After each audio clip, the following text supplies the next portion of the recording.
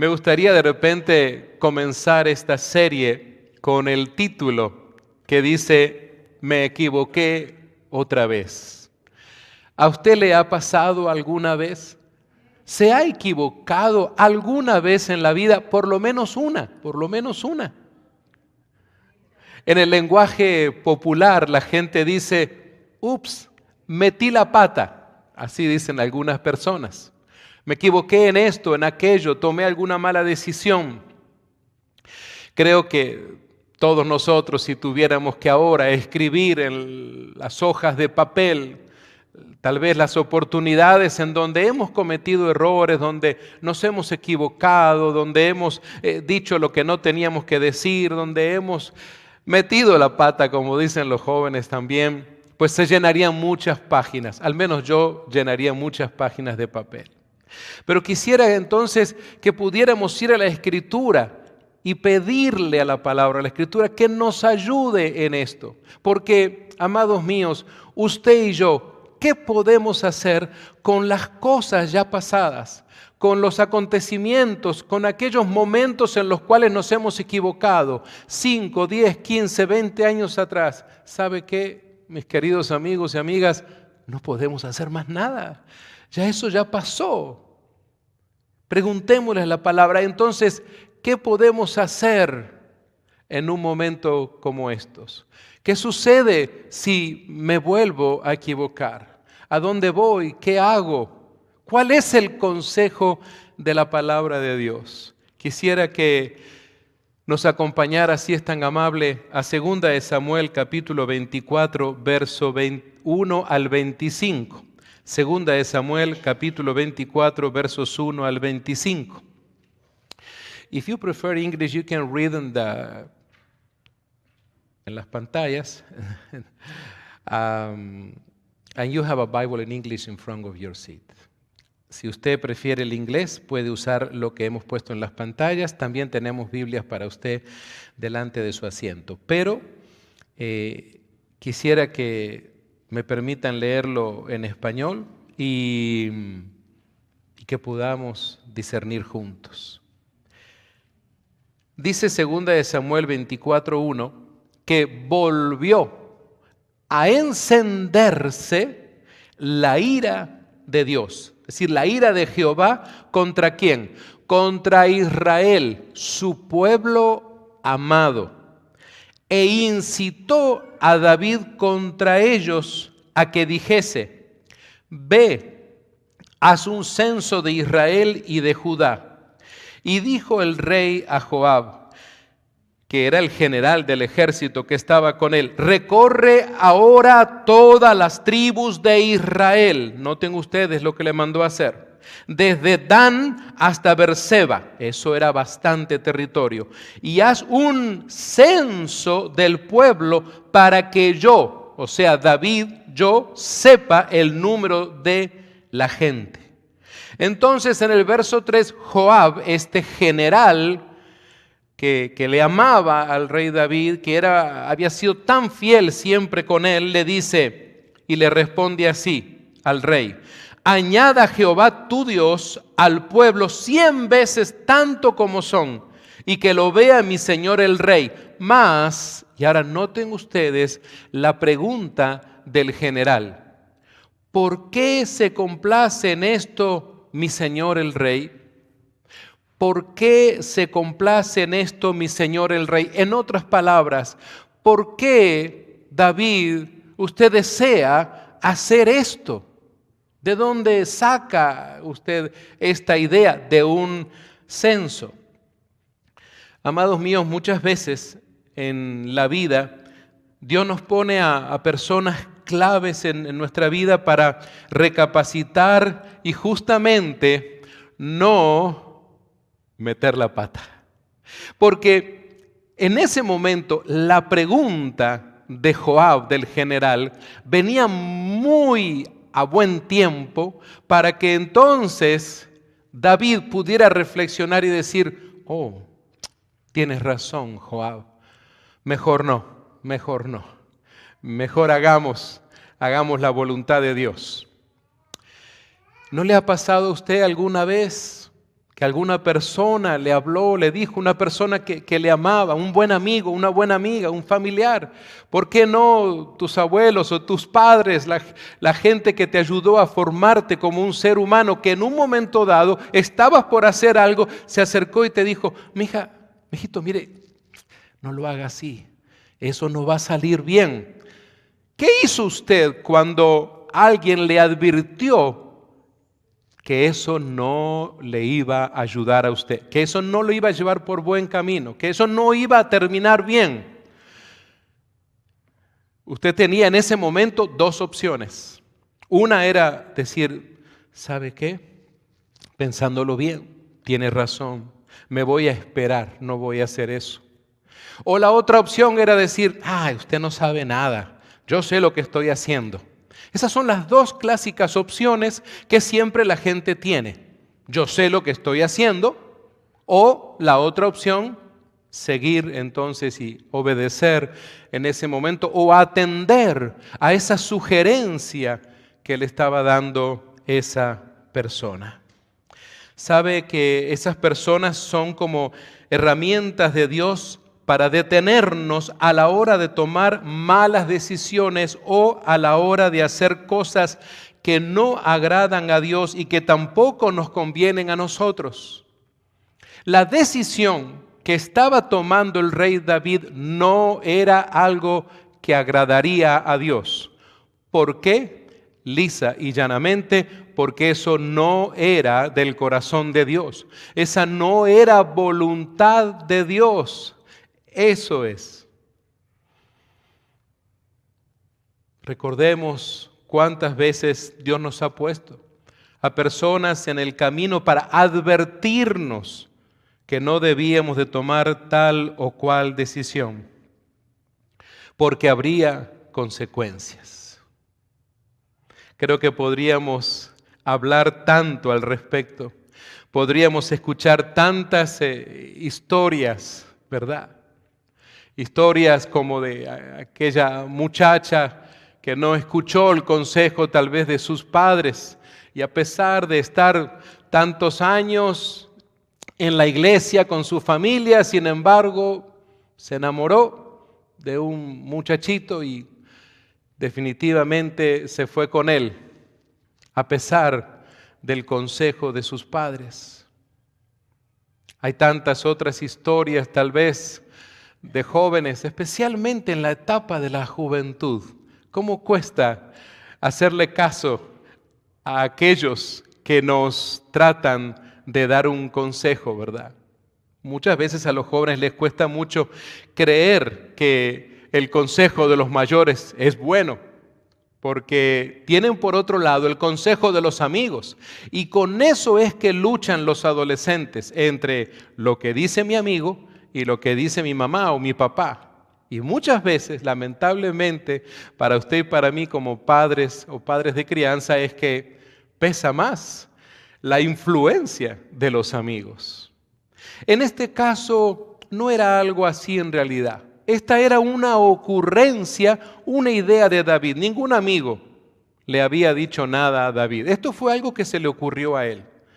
¿Le ha pasado a usted que un día se le ocurrió hacer algo, una idea, y usted dijo, wow, esto es genial, esto es fantástico, me va a ir súper bien, qué idea tan excepcional me ha venido a la cabeza, seguramente que voy a triunfar, que me va a ir muy bien, pero se olvidó de lo más importante, de consultar a Dios y de asegurarse si eso venía de Dios.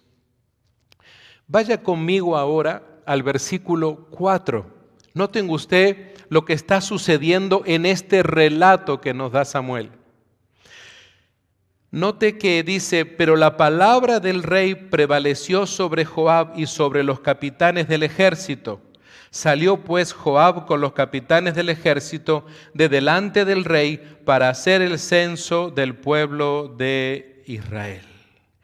Ahora, es interesante entonces lo que está sucediendo aquí, porque verdaderamente que lo que tuvo que hacer Joab fue un trabajo impresionante en realidad.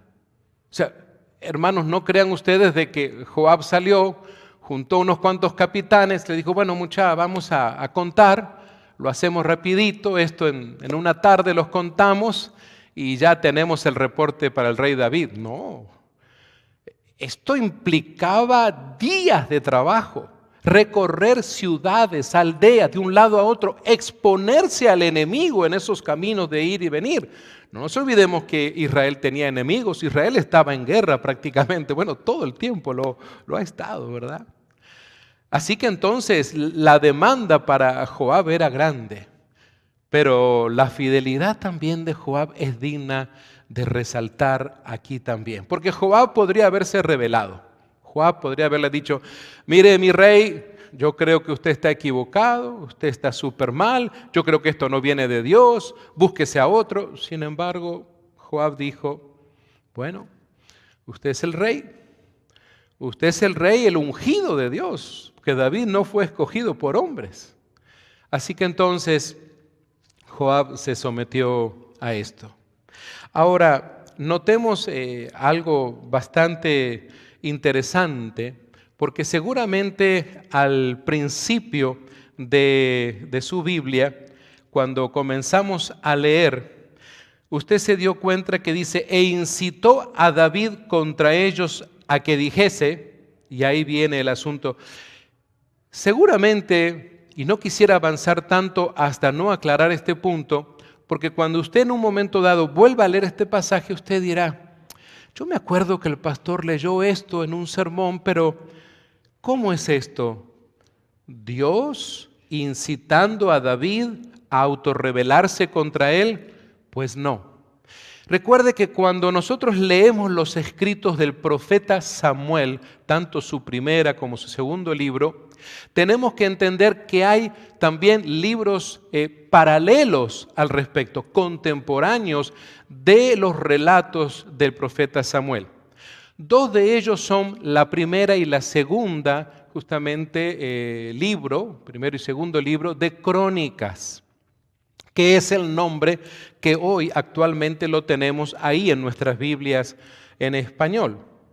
El asunto es de que cuando nosotros vamos al escrito de Crónicas, según la Biblia hebrea, los escritos de Crónicas fueron hechos por el maestro, el rabí de aquel tiempo, que era Esdras. Así que cuando nosotros leemos en el capítulo 21 de Segunda de Crónicas, nos damos cuenta que Esdras nos aclara que quien estaba incitando a David era Satanás mismo. Y él está manteniéndose paralelismo, tomando la misma secuencia. Así que entonces Esdras nos aclara que lo que nos está diciendo Samuel es que Satanás estaba participando de este asunto. Y quiero mencionarlo porque el enemigo de Dios es un poco protagonista de esta situación. Y mis amados, muchas veces creo que ocurre esto en nuestras vidas, solo que a veces no lo advertimos o no nos damos cuenta. Nuestro enemigo quiere muchas veces posesionarse, quiere de alguna manera tomar partido de esos momentos en los cuales estás por tomar malas decisiones. O cuando de repente se te ocurre una idea y tú crees que es una idea fantástica, es algo muy bueno, es algo nuevo, que va a dar mucho resultado. Pero nos olvidamos de discernir si eso no lo está causando de alguna manera o qué participación tiene nuestro enemigo. Porque, amados míos, cuando hay cierta debilidad espiritual, como ocurre muchísimas veces, nuestro enemigo Satanás es muy astuto. Así dice la Escritura, desde el principio, desde el Edén, actuó con astucia y puede entonces engañarnos o pretender engañarnos, como lo dice el Señor Jesús en Mateo capítulo 24, para entonces tener muy malas consecuencias a nuestras vidas. No nos olvidemos entonces que tenemos a un enemigo, así como Israel también lo tenía, así como Israel estaba en guerra. Amados míos, no nos olvidemos, nosotros también estamos en guerra. Estoy hablando de una guerra espiritual y especialmente esa batalla que constantemente se está librando en nuestra mente. La mente es un campo de batalla, ¿verdad? Decía el doctor Tim LaHaye. Fíjense en ustedes entonces que Joab, le está advirtiendo y sin embargo obedeció esta situación. ¿Qué hace usted cuando le advierten una y otra vez que no haga eso, que le puede ir mal? ¿Es usted de esas personas que insiste y hace fuerza para que su capricho se lleve a cabo? Fíjense en que usted dirá, pero ¿puede ser un hombre como David, un hombre, un libertador, un hombre tan usado por Dios, un hombre que agradó el corazón de Dios, que tuvo un corazón conforme a Dios? Fíjense en ustedes que sin embargo, en un momento de debilidad, accedió a una idea, a una invitación que venía de parte de Satanás, porque ese censo no era una ordenanza de Dios. Es cierto que usted va a encontrar en Éxodo capítulo 30, en el libro de Números capítulo 1, donde hay dos censos muy importantes. Pero fíjense en ustedes, dos cosas. Número uno, fueron ordenados por Dios, y número dos, tenían claros objetivos de por qué entonces Dios le ordenaba a Moisés hacer esos censos. ¿Qué habrá pasado? ¿Será que David dijo, qué buena idea la de Moisés, voy a hacer lo mismo? No lo sabemos, no lo dice la Escritura, pero fíjense en ustedes que el verso 5, estamos siempre en 2 de Samuel, fíjense en que dice, y pasando el Jordán, acamparon en Aroer, al sur de la ciudad que está en medio del valle de Gad, y junto a Jazer.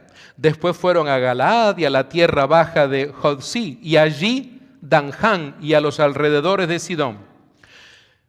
Todas estas son ciudades que estoy mencionando porque están en la Escritura para que podamos tener una idea del tremendo trabajo del general Joab, en lo que metió David a Joab.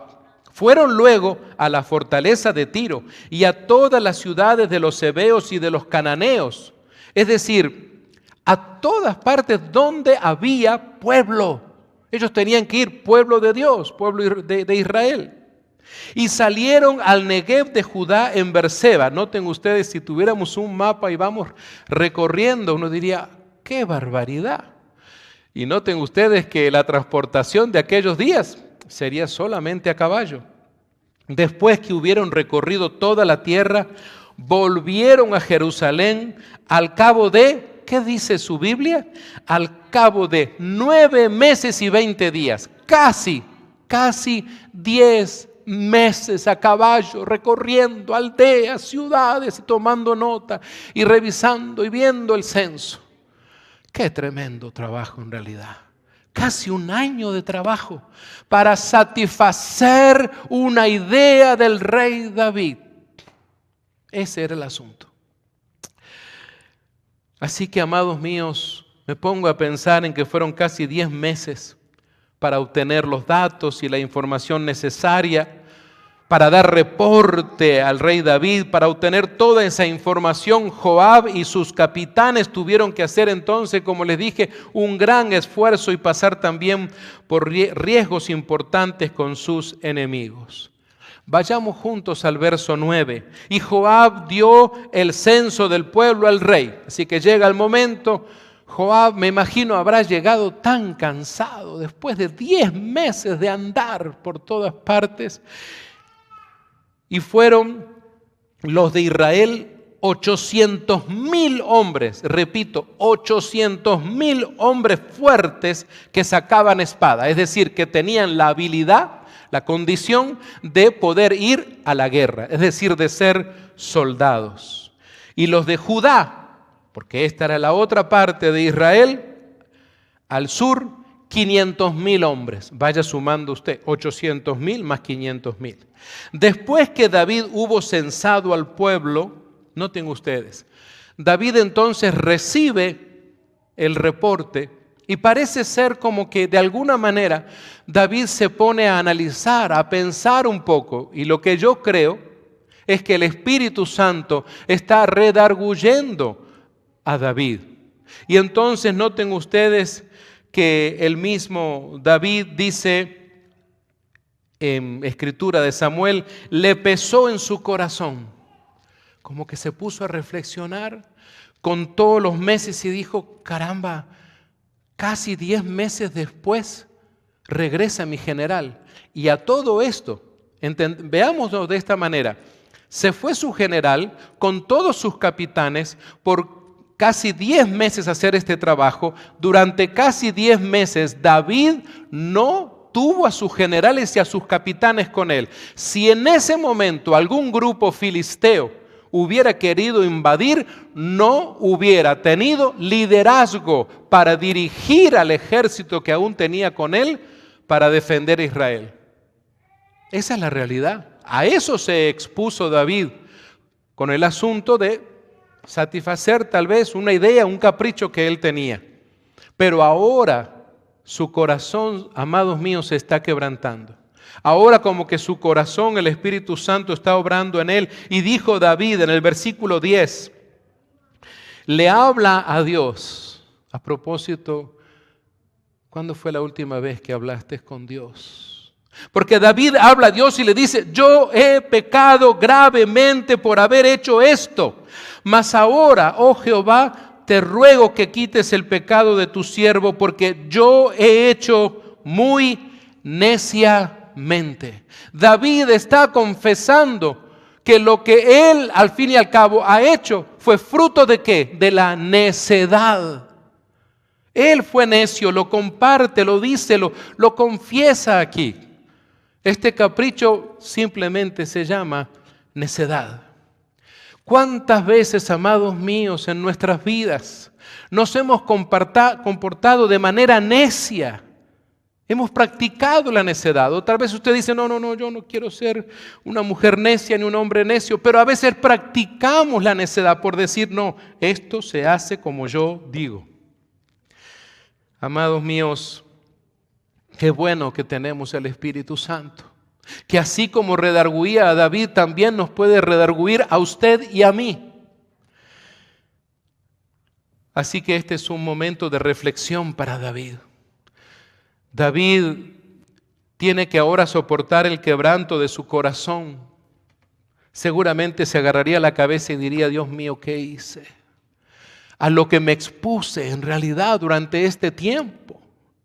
Él habrá tenido que reconocer la bondad de Dios, de que de alguna manera Dios no permitió que en ese tiempo algún general filisteo se hubiera enterado de su pecado, es decir, de su capricho, y hubiera dicho, vamos, como decimos en México, órale, este es el tiempo, vamos contra Israel.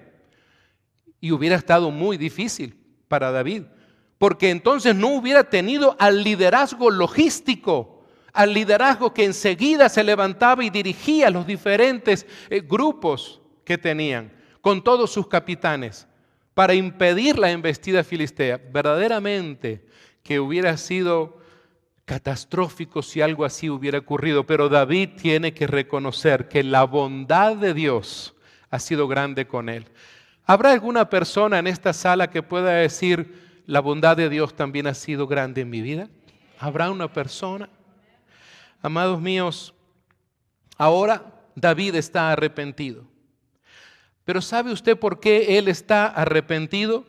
Su conciencia ahora le está pasando factura, le está haciendo el invoice, como dicen aquí en Estados Unidos. Ahora David sabe que su terquedad lo ha llevado a pecar contra Dios. Tenemos que tener tanto cuidado con este espíritu de terquedad que a veces viene a nuestra vida. Y amados, no digas que nunca has sido terco en nada, porque harías mentiroso a Dios. Muchas veces hemos sido tercos en cosas, caprichosos en que las cosas se tienen que hacer porque yo digo, porque yo lo siento que así debe ser. Ahora David sabe la cantidad de soldados con los que cuenta. Uno dirá, wow, qué bueno, 800,000, 500,000, qué bárbaro. La cantidad de espadas, la cantidad de capitanes, sí es cierto, y tal vez podía vanagloriarse del poderío militar que él tenía, porque ahora él podía decir, bueno, no. La otra contraparte de esto es de que ya sé lo que tengo, más o menos me doy una idea de lo que tiene mi enemigo, los filisteos, ahora sí voy a vencer siempre. Pero una pregunta, y hasta ese punto, sin haber hecho el censo, sin haber contado ni un solo soldado, ¿quién fue el que le dio la victoria? Siempre Dios le dio la victoria, sin haber hecho ningún censo, sin él saber la cantidad de soldados exactos que tenía. Sin embargo, era vez tras vez, batalla tras batalla que él vencía. Bueno, no era él, usted lo sabe bien. Pero ahora entonces, él se dispuso en su terquedad a tener que hacer ese censo. Ahora David, amados míos, se había metido en un problema. Antes solo tenía que confiar y depender de Dios para ganar cada batalla. Es decir, simplemente doblar sus rodillas y decir, amado Padre Celestial, salimos a la batalla en tu nombre poderoso. Él no podía decirle, Dios, vamos a enfrentar al enemigo, tengo 800,000 por acá, 500,000 por allá, tengo tantas espadas, tantos carros, tantos caballos. Él no podía decir eso porque no lo sabía. Simplemente tenía que decir, Dios mío, en ti confío, en tu nombre y con todos estos hombres, vamos adelante. Solamente era cuestión de confiar en Dios.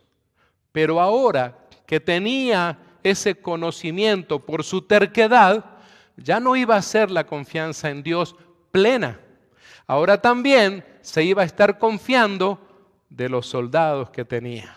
Ese es el asunto, del poderío militar. Vanagloriarse con mucho orgullo de que somos una de las naciones más poderosas en cuanto a nuestro ejército. Dígame una cosa, ¿le trae a usted recuerdo a algo de este tiempo? ¿De estos últimos tiempos? Cuando se habla de quién es el país que tiene el mejor ejército, cuál es el país que tiene mayor cantidad de soldados, de armas, de bombas nucleares, etcétera y etcétera. ¿En qué se están apoyando esos países, esos políticos, esos gobernantes, esos generales? No se están apoyando en Dios. Unos a otros, y vieron que hasta se permiten que se enteren. Publiquen para que se enteren aquellos que ya tenemos tal y cual bomba o tal y cual armamento, una tecnología militar superior. Y ahí están. Y usted puede reconocerlos.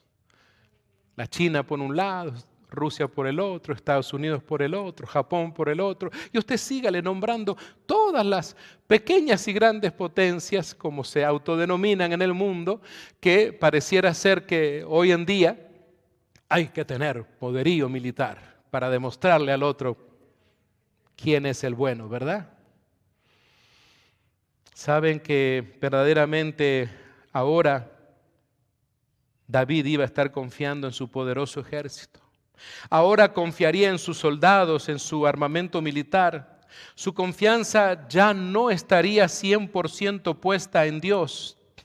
¿Saben ustedes que muchas veces, amados míos, lo que Satanás quiere es eso? Que ya no confíes plenamente en Dios. No importa que seas una mujer cristiana, un hombre cristiano por muchos años, Satanás está esperando la manera de persuadirte de que ya confíes tal vez en tu carrera universitaria, que confíes en tus habilidades, en tus dones, en tus grandes talentos, en que eres un gran predicador, en que eres un gran maestro, un gran cantante, un gran músico, un gran evangelista, un gran ingeniero, lo que sea. ¿Se da cuenta? Entonces, si Satanás te logra convencer de ello y tú te agarras de esas cosas en lugar de confiar en Dios, vas a confiar en eso y decir, aquí estoy yo, el gran, y tú pones el título al ladito. Recordemos entonces que ese es un objetivo de Satanás. Porque cuando Satanás logra arrebatarnos la confianza en Dios, ya tiene ahí un paso adentro. Es como aquel que te viene a vender algo, te golpea la puerta y abriste un poquito la puerta, te comienza a decir, no, gracias, no necesito nada, pero te mete el pie, no, espérese que tengo algo más para mostrarle, y tiene el pie ahí, tú no puedes cerrar la puerta, pero Señor, le digo que no estoy interesado en comprar nada, y te puso el pie. Qué feo se siente eso, ¿no? Horrible. Pero Satanás utiliza ese argumento, esa estrategia muchas veces. En cuanto logra robarte un poquito de la confianza de Dios, mete el pie para que quede entreabierta la puerta y comenzar sigilosamente a meterse en tu vida. Miren ustedes, amados míos, que me gustaría tal vez hacerles algunas preguntas que surgen en el estudio de esta escritura. ¿Cómo está su confianza en Dios en este momento? En sus habilidades, tal vez en tu equipo de trabajo. ¿Existe algo que le esté robando, reemplazando su confianza en Dios? ¿Qué cosa de repente le está robando un poco la confianza que tú tienes que tener en Dios? Tenemos que orar de esta manera y decirle: Padre Celestial, ayúdame a darme cuenta, a discernir, hay algo en mi vida que está robando la confianza que tengo que tener solamente en ti. Quisiera llevarles en esta lectura al verso 11. Amados míos, fíjense en lo que está pasando allí del verso 11 al 14. Dice Samuel: y por la mañana, cuando David se hubo levantado, vino palabra de Jehová al profeta Gad, vidente de David. Noten ustedes cómo ahora Dios va a utilizar a este profeta. Muchas veces lo ha hecho, por cierto. Ve y di a David: así ha dicho Jehová, 3 cosas te ofrezco. Tú escogerás una de ellas para que yo la haga. Vino pues Gad a David y se lo hizo saber y le dijo: ¿quieres que te vengan 7 años de hambre en tu tierra? ¿O que haya 3 meses delante de tus enemigos y que ellos te persigan? O tercero, que 3 días haya peste en tu tierra. Piensa ahora, le dice el profeta de parte de Dios, y mira qué responderé al que me ha enviado. Ahora, amados, yo sé que a veces estamos leyendo la Escritura y leemos así de corrido, pero aquí, entre medio del verso 13 y 14, hay un momentum, hay una instancia donde David tiene que reflexionar. David no estaba preparado para responderle al profeta inmediatamente. Así que él tuvo que pensar. Él sabía que ese hombre de Dios, que ese profeta venía hablando de parte de Dios. Entonces David dijo a Gad: en grande angustia estoy. Es interesante que David está entendiendo. Esto es lo que hace la diferencia de David con otros de repente hombres de la palabra de Dios también. Porque David, aunque fue rey como muchos otros reyes que tuvo Israel, no hubo otro rey como David que tuviera este tipo de actitud. ¿Es cierto? Usted me dirá: pero metió la pata, pastor. Sí, es cierto. Pero noten ustedes que por lo menos reflexiona. Dense cuenta de esto. David dice: en grande angustia estoy. Él está angustiado, él está escuchando al profeta y dice: esto no es para fulano de tal, esto es para mí. Vino a hablar conmigo. Yo soy el que estoy mal. Yo soy el que he pecado con mi necedad, con mi terquedad. Entonces él le dice: caigamos ahora en mano de Jehová, porque sus misericordias son muchas, mas no caiga yo en manos de hombres. ¿Sabe por qué toma esta decisión David? Porque David sabía que Dios es compasivo. Así que prefirió que sea él quien le castigue, quien le discipline. Note usted, Dios es compasivo, él lo sabía. Pero ¿sabe por qué? Hay una ventaja aquí. David conocía a Dios. David conocía a Dios, a pesar de meter la pata, a pesar de equivocarse, sin embargo, conocía a Dios. Mi amigo y mi amiga, usted conoce a Dios. Así que entonces, noten ustedes que No quería que le hagan sufrir sus enemigos, que para nada conocían la compasión. Él no quería exponer incluso a sus soldados, a sus generales, a sus capitanes, que habían sido tan fieles y tan obedientes con él. Él se da cuenta y dice, ellos no merecen pagar por mi culpa, por mi necedad, por mi terquedad, por mi pecado. Así que entonces, ¿qué sucede? Después de las palabras que David le dice al profeta, él tenía que elegir una de las tres.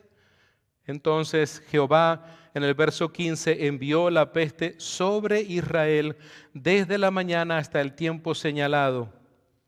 Y yo sé que lo que viene ahora en la lectura, tal vez usted se va a sorprender. Hay personas que a veces cuestionan a Dios. Amados míos, no hagamos eso. Simplemente son consecuencias porque dice, y murieron del pueblo. ¿Desde dónde? Desde Dan, donde comenzó Joab a hacer su censo, hasta Berseba, que estuvo ¿cuánto? 9 meses y 20 días. Murieron del pueblo 70,000 hombres. 70,000 hombres, en comparación con los 800,000, los 500,000. 70,000 hombres en aquella peste. Saben, amados míos, no hubo vuelta atrás. Muchas veces pasa eso en nuestra vida. Tenemos que entender, no hay vuelta atrás en muchas cosas de nuestra vida.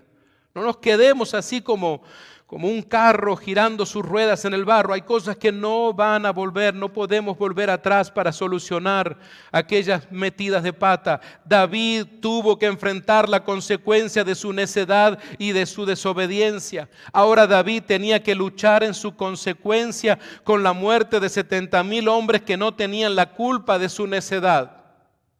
¿Alguna vez ha estado usted arrepentido de sus metidas de pata?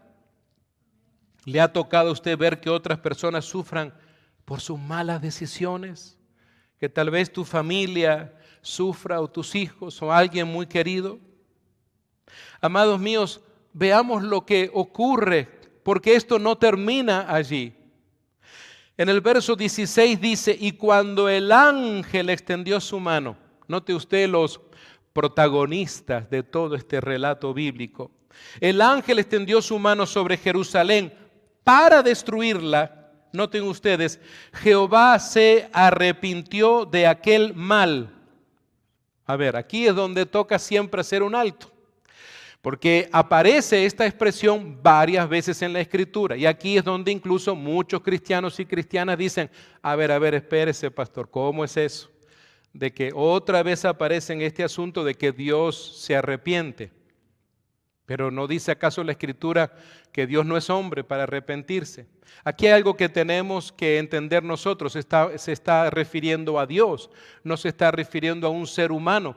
Usted y yo no podemos comparar el arrepentimiento de nosotros como seres humanos carnales al arrepentimiento divino de Dios único. Él es Dios. No es el arrepentimiento que usted y yo experimentamos cuando hemos cometido un error, cuando hemos metido la pata y nos ponemos la mano en la cabeza y decimos, ay, dicen mis hermanos en México, ya la regué otra vez. No es eso. Dios no anda poniéndose la mano en la cabeza diciendo, entonces, bueno, me equivoqué un poco. A ver, Ángel, espérele un poquito. No es así. Sino que en ese momento Él está tomando decisiones importantes, pero Él es Dios. ¿Quién somos usted y yo para cuestionar a Dios o comenzar a tomar porciones de la Biblia, para comenzar a tirarle dardos al cielo, decirle, pero tú dijiste esto, aquello y lo otro? Acuérdense, amados míos, que cuando estemos en su presencia, ninguno de nosotros, nadie podrá levantar su cabeza, tomar dardos y tomar porciones bíblicas y reclamarle algo a Dios. ¿Sabe por qué? Porque no va a ser necesario. Usted y yo vamos a recibir esa revelación de parte de Dios. Y todos estos cuestionamientos que a veces nos hacemos van a ser diluidos por completo. Lo vamos a entender absolutamente todo. Así se explica un poco Jeremías en ese clásico capítulo 29 y verso 29. Así que entonces aquí Dios detiene al ángel que iba a destruir entonces al pueblo. Basta ahora. Así dice la Escritura, detén tu mano. Y el ángel de Jehová estaba junto a la era de Arauna, que él era un jebuseo. Y David dijo a Jehová, cuando vio al ángel que destruía al pueblo, noten ustedes cómo David está madurando cada vez más, está entendiendo cada vez más la situación que él está viviendo, y le dice, yo pequé, él confiesa, yo pequé, yo hice la maldad. ¿Qué hicieron estas ovejas? Te ruego que tu mano se vuelva contra mí y contra la casa de mi padre. Y Gad vino a David, el profeta, otra vez aquel día y le dijo, sube y levanta un altar a Jehová en la era de Arauna de Jebuseo. Aquí viene el momento como esas películas que a usted le gusta ver a veces cuando se va preparando el momento final y usted añora, a usted le gustan las películas con buen final, ¿verdad? Usted sale de la sala o de su casa después de haber visto una película muy triste, enojado, si el final fue paupérrimo, fue feo, horrible. A usted le gustan los buenos finales. Bueno, si usted un día hace una película, aquí va a ver que tiene un buen final. Noten ustedes entonces que Dios envía al profeta y le dice, muy bien, pareciera ser, si me permite parafrasear un poquito, es como que obviamente Dios ha visto el corazón de David, que a pesar de haber metido las patas, que a pesar de haberse equivocado, está arrepentido, está acongojado.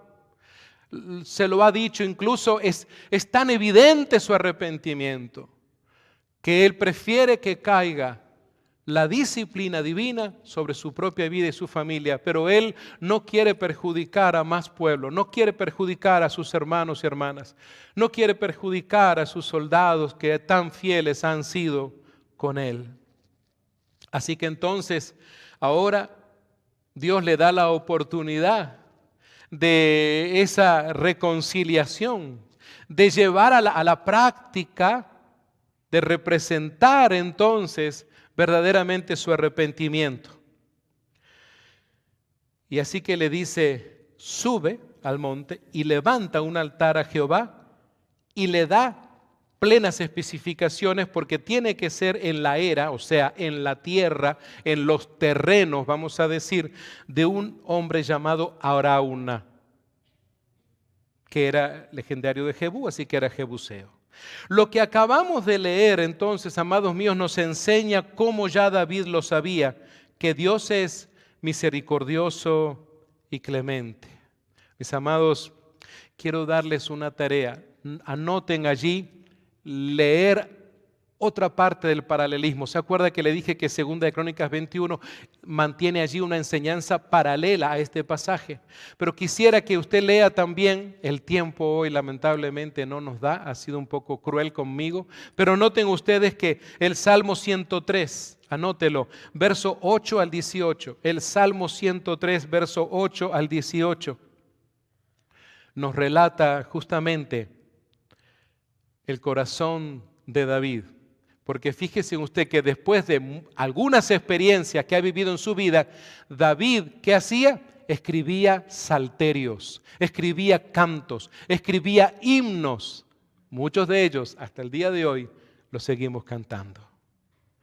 Amados, sigamos leyendo para terminar esta historia, para ver lo que hizo David, porque subió David conforme al dicho de Gad, según había mandado Jehová, y Arauna miró y vio al rey y a sus siervos que venían hacia él. Saliendo entonces, Arauna se inclinó delante del rey, rostro en tierra, y Arauna le dijo, ¿por qué viene mi señor el rey a su siervo? Y David respondió, para comprar de ti la era, es decir, el terreno, a fin de edificar un altar a Jehová, para que cese la mortandad del pueblo. Y Arauna dijo a David, tome y ofrezca a mi señor el rey lo que bien le pareciere. He aquí, bueyes para holocaustos y los trillos y los yugos de los bueyes para la leña.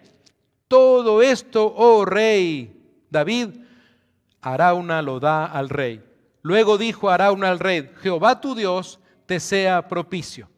Así que entonces ahora no había problema. David tenía todo para hacer su sacrificio, para levantar entonces su altar. Arauna le estaba dando todo gratis: el terreno, los bueyes, todo lo necesario para quemar, los yugos, todo.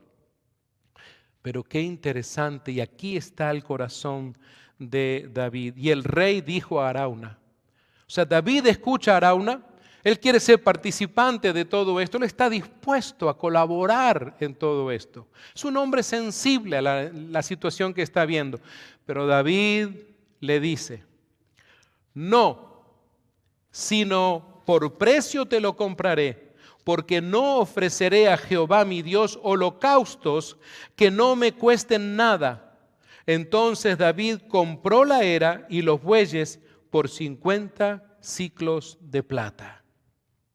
David no estaba dispuesto a hacer algo así. Él quería pagar el precio, no por orgullo, sino que deseaba tomar responsabilidad. Diga conmigo, responsabilidad. Eso necesitamos tomar en nuestra vida. Él toma responsabilidad total de restituir un poco de la consecuencia de su pecado. Porque ahora venía un momento de restitución. Y amados míos, dice el verso 25, y edificó allí David un altar a Jehová, y sacrificó holocaustos y ofrendas de paz, y Jehová oyó las súplicas de la tierra. Y dice, cesó la plaga en Israel. Amados míos, para terminar a manera de conclusión, lo que está pasando aquí es que David se reconcilió con Dios. David se puso a cuentas con Dios y la misericordia y la gracia de Dios se manifestó aquel día. De eso se trata. Es cierto, había pecado, había metido las patitas, como decimos a veces, pero esta es la clave del rey David. Fue capaz de reconciliarse con Dios. Mis amados, por supuesto que cada vez que ofendes a una persona, cada vez que tomas decisiones erróneas contra tal o cual persona, un familiar, un vecino, un amigo, un compañero de trabajo, lo primero que debes hacer una vez que el Espíritu Santo te está redarguyendo, porque si tú dices, oh, es que yo me di cuenta que estuve mal, no es así. Si tú eres un hombre o una mujer que has nacido de nuevo, es el Espíritu Santo el que te está redarguyendo. Por favor, no tomes crédito de lo que no te pertenece. En ese momento, diles, Dios mío, gracias. Eres tú el que me está ayudando, el que me está redarguyendo.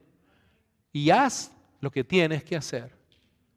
Hablar con esa persona que has ofendido, aclarar la situación que has comenzado por un problema que tal vez ocasionaste, lo que sea. Y entonces, lo más importante aquí es reconciliarte con Dios. Nunca dejes de reconciliarte con Dios a pesar de que no, es que ya le dije a fulano de tal que me perdone. No, reconcíliate con Dios. Eso es tan importante. Y amados míos, todo esto sucede por un factor que ha estado presente en toda esta historia bíblica que hemos leído hoy. Y es una y otra vez la bondad de Dios. La bondad de Dios por sobre todas las cosas. Y amados míos, es tan importante que podamos reconocer la bondad de Dios. No sé cuándo fue la última vez que reconociste la bondad de Dios en tu vida, hasta en las más pequeñas cosas de la vida. Mis hermanos y amigos que están en las redes sociales, gracias por estar con nosotros. Les despedimos, le damos gloria y honra al Señor por tu vida.